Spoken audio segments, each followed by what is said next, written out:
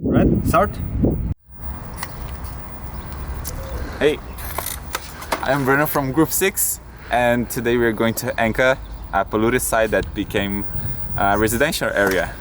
Let's go!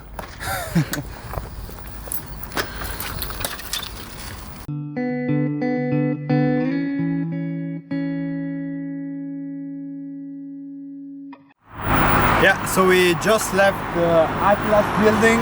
We are going through the main road for the Enka site. We're very excited to go, and we hope to see a lot of new innovative ideas for our project. And yeah, I mean, it's a beautiful day, strangely for the Netherlands, and we'll see what's going on. And this is the music.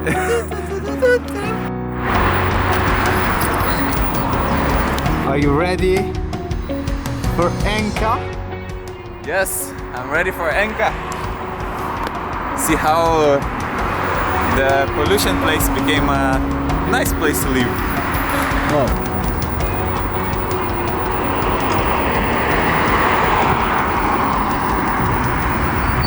Hey, yeah, we just arrived in Enka Neighborhood. You can see that here I went a little bit uphill. Is that because they moved the sediments around, and yeah, apparently just down here should have a lot of contaminants, I would say, but there is a lot of people living here, so it appears to be safe.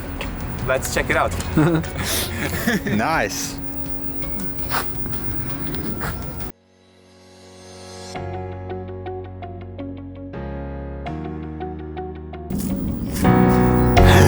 Perfect.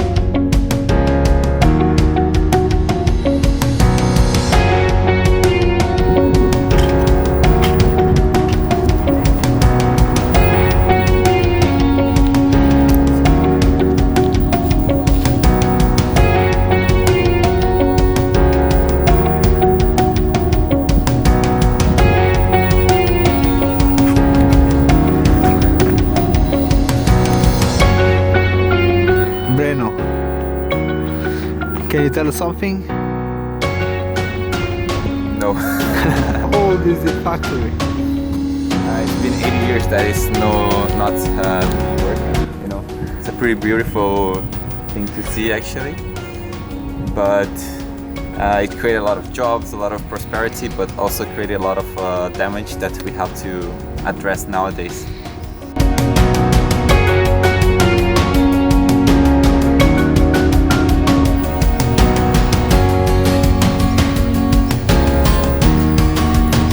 Yeah, this chimney here that you just saw is represents the place, what it was.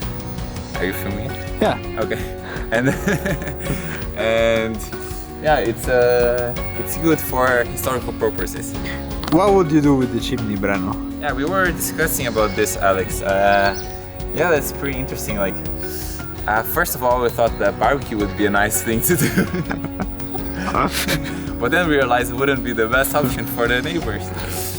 But we realized that it could be of economic profit if there was like a climbing wall for people to do climbing, or even a lift all the way up to the Chimney, and then you can have a panoramic view of the city. Yeah, upstairs. We are friend Nathan. We are spying on him.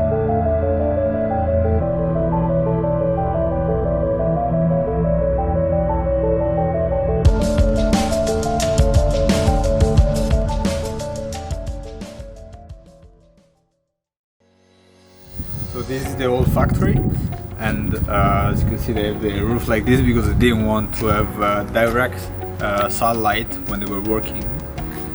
So they asked us what we would do with this building as a new function. So we thought about different options. For example, a mini golf. Like you can imagine all sorts of attraction here for the kids and parents, and maybe bring your girlfriend or date here. But also maybe a gym. Yeah, exactly, a huge gym where we offer courses about what's called yoga classes, CrossFit classes, and then we can do also a bit of cycling and volleyball. I mean, it could be a huge investment here.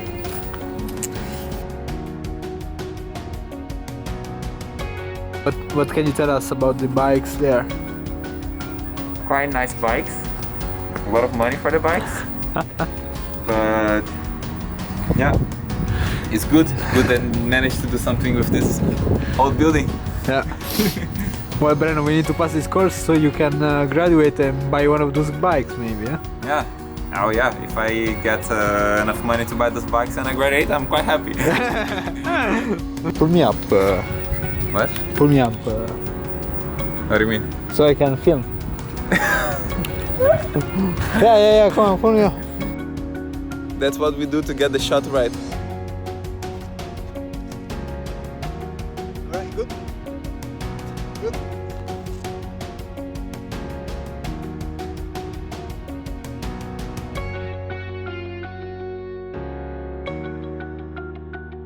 So, as you can see, this is the top layer that is clean and this is polluted. Yeah.